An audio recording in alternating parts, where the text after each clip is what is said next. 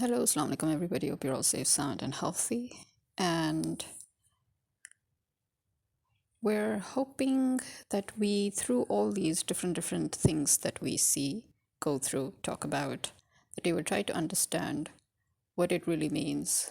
When I always say that when you actually believe, when you literally actually believe in your heart that this world is not important, this world is not the real world, it's not your real life, and that we have to go back to where we came from, then living without temptations becomes easier.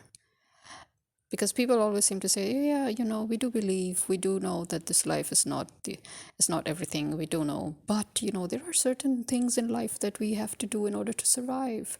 Yeah, but that's wrong. Actually, you don't have to do the things that you have to do in order to survive. These are things that we do. As I said, actions speak louder than words. So these are things that we do that actually show that we are in fact indulging in this life, and we are in fact we in fact do not believe that this world is temporary. We know we're going to die, we know, but the fact that we actually do not actually believe in the fact that we have come from another life and we have to go back there, and that when we go there, it is forever. That immortality that we're chasing in this life actually exists in the life that we have to go back to. So that is what actually makes everybody maybe scared as well. So I think there are two ways to look at it. Either because you know that you have to go back to a place that you have no control over whatsoever, not that you have any control over this life, but here we have a semblance, an illusion of control. So when we know that there is that life that we have to go back to, where we will be completely lost, where we will have no control, and where we will be probably in total misery, if all the stories that we've read are true, right? That's what we refer to them. We refer to all the holy books at the end of the day as stories. So one reason for that then would be, yes, we'd rather try to look for a way to stay in this world, which is why people chase immortality. But it is kind of stupid. And then it's even stupider when people who do not believe in the hereafter chase immortality. Because why are you chasing immortality then if you don't believe that there is anything in front of you or ahead of you? Yeah. So these are some things that I think we need to always sit down and ponder whenever we can. It's true that this life has become faster, it has become worse. Struggles have become tenfourth, they're like 10 times more than they ever were. Our parents who think that they have struggled so much actually have not seen half of it, because actually each generation is seeing more difficulties than the previous. Each generation sees more destruction than the previous. Each generation has a task of restarting in one way or another than the last generation. And each generation is fast moving towards the unknown turmoil that the previous generation has not even heard of, or sometimes maybe have merely heard of. So, yeah, so what's the best way to get ourselves out of all of this? Well, there are certain things we have to do to survive, and that is we have to learn how to get ourselves financially independent. That is important. We have to know how to be as independent as possible. That is very important. We have to know what and where our opportunities lie. We have to know which opportunities are worth it and which are not. We have to always think about our death and the life hereafter. So you will find that when actually the more we think about that, the more we revolve our life around that, the more you could say where this worldly aspect is concerned, the more we suffer, the more damages we suffer, in other words, the more losses we suffer, because there will be so many jobs that are very lucrative and we will refuse them and reject them, because at the end of the day, if we look at it long term, it might harm our hereafter. right? Because it will go against the teachings of Islam, for example, or Christianity or Judaism.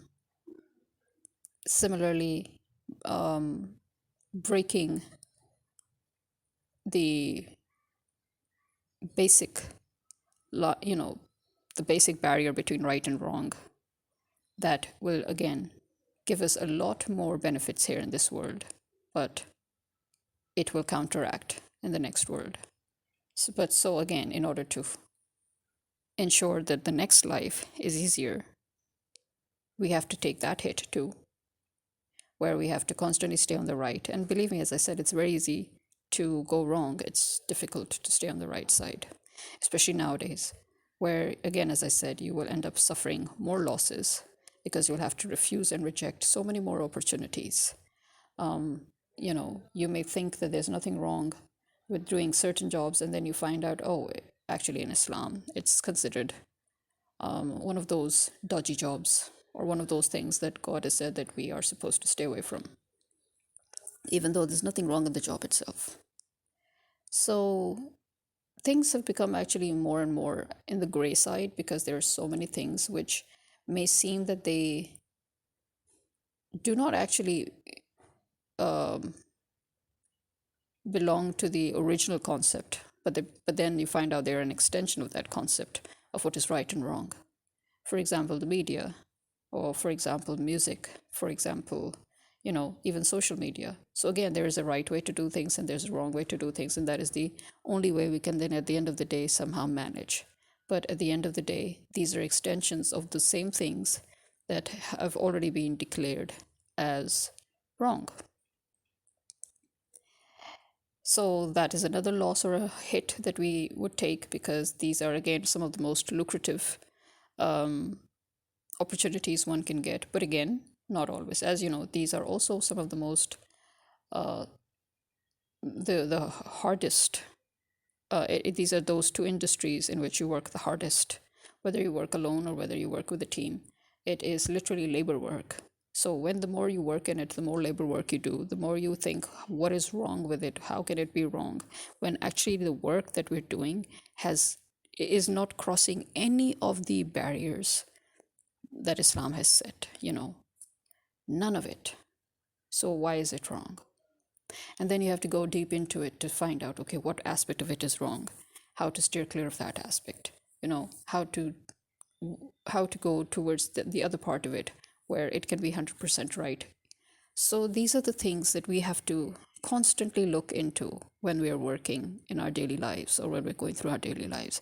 And it makes things very hard. And then you realize why we say that it is actually harder to stick to the right path and it's easier to deviate.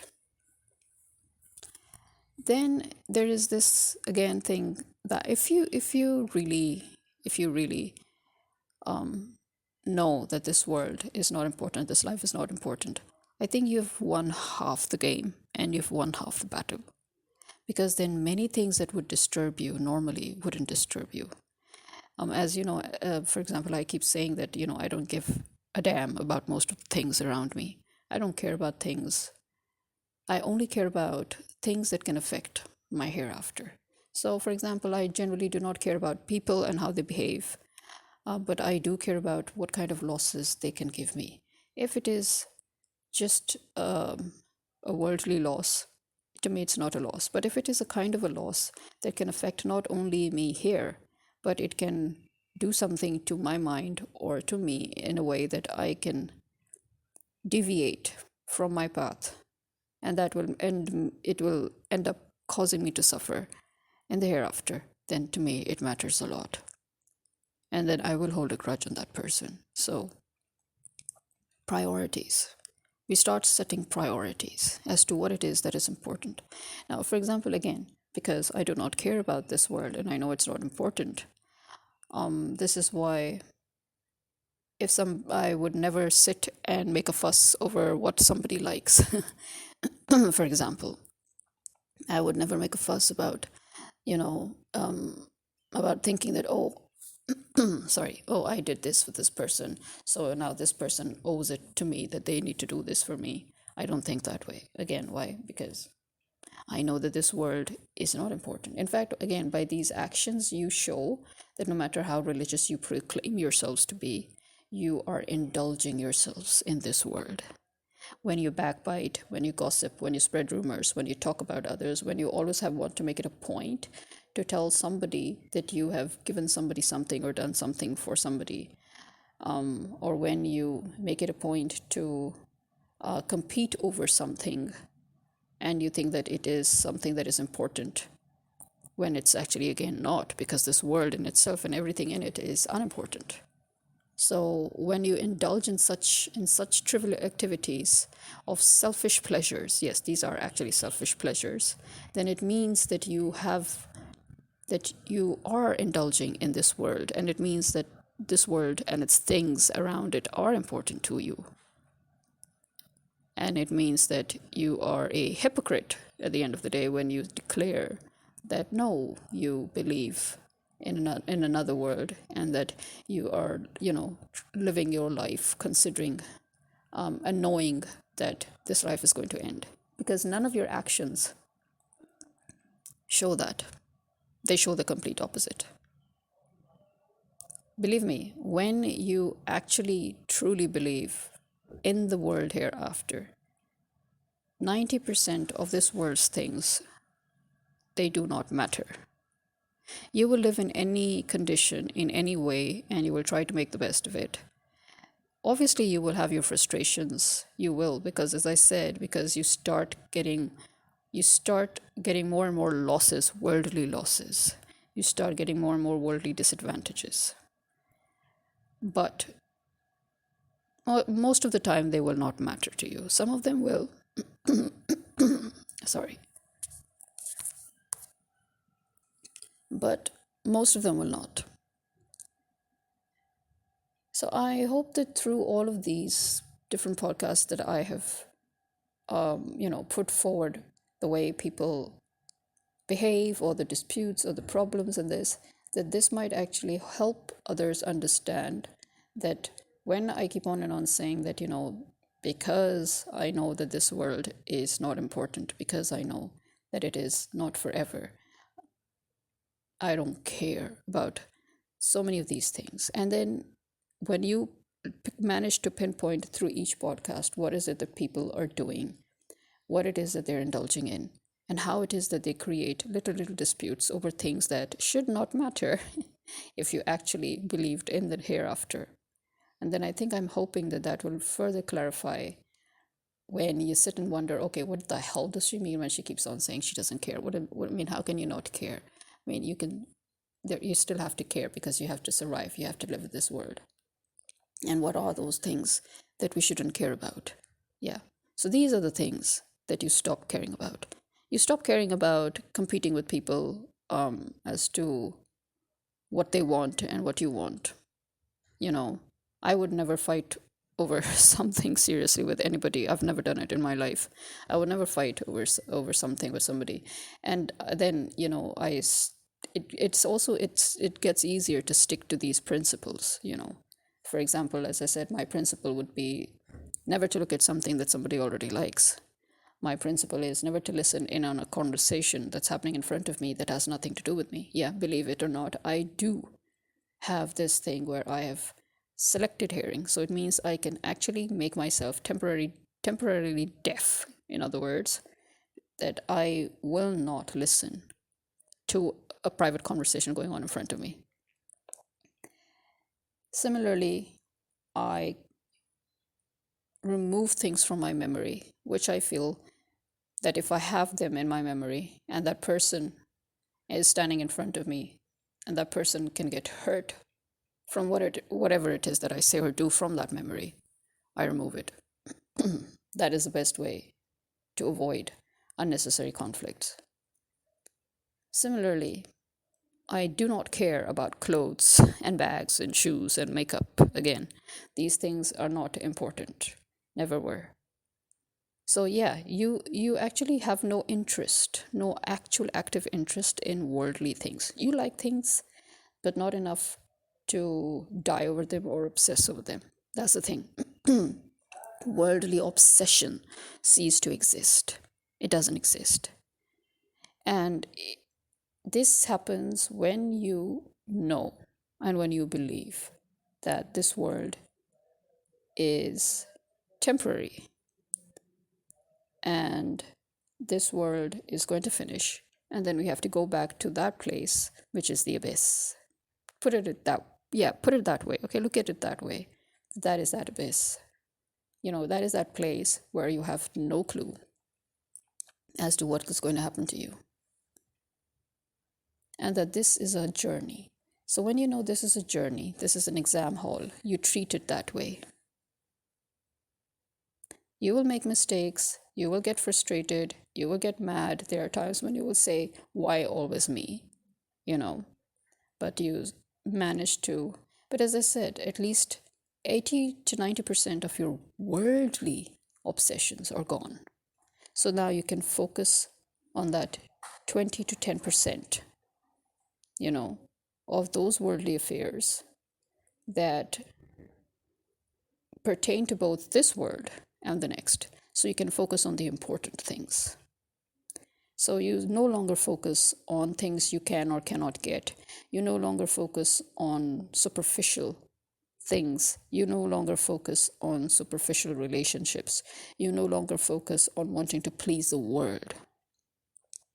You will stand by your principles, no matter how anybody else feels about it. You understand? It becomes easier for you to speak the truth, for example.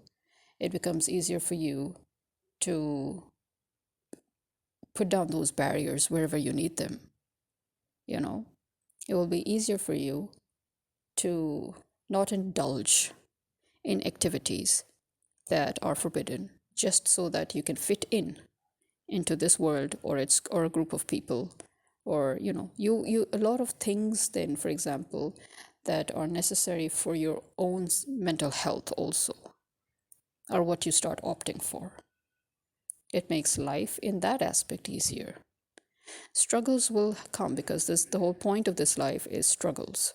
You will have your share of struggles, and actually the closer you get to that point in your faith, the more struggles you get. As I said, that is where God shows his sadistic side, where in the name of testing your faith, he will do anything and everything to see how far you can go. But when you're aware of that too, then you will deal with it accordingly. So I hope that, all these little things that confuse you every time I say that, oh, you know what, at the end of the day, it's not the material things in this world that would disturb me, but it is how the kind of losses that people cause me, that is what would disturb me. So I hope now that is also clear. These are the kind of losses that people can cause me, the kind of losses that can do my head in to the point where it can put my thoughts, my principles, or my actions, or lack thereof, in a bad way, which can make me suffer, not just in this world, but in the next. That it can affect me in that way, where it will not only affect this world, it will affect, in consequence, the next. You learn to sift through lots of things in life. Lots of things cease to matter in life. And then you get to realize what really matters. That is what it means. So all these little pathetic disputes that people put up, these competitions that people put up, these trends that people put up, they don't matter. They never will. Because then you focus on the things that do matter. So I hope that helps. This is me signing out. Khuda Hafiz.